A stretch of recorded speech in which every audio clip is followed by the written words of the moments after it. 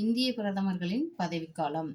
ஜவஹர்லால் நேரு பிரதமராக பதவி வைத்த ஆண்டு 1947 to 1964.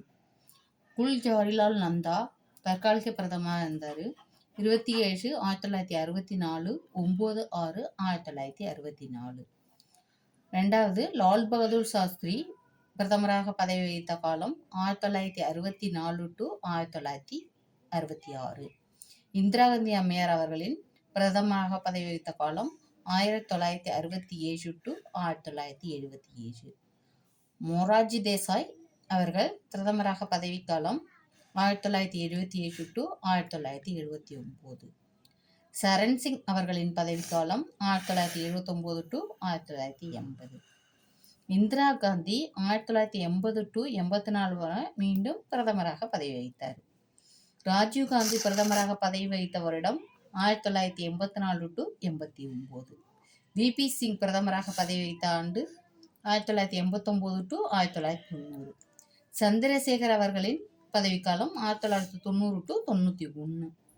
பி.வி. நரசிம்மராவ் பிரதமராக பதவி வகித்த ஆண்டு 1991 to 96. அடல் பிகாரி வாஜ்பாய் 3 முறை பிரதமராக பதவி வகித்தவர். 96லேருந்து 1/6/96 வரையும், 16/5/96 to 1/6/96 வரையும் வகித்தார்.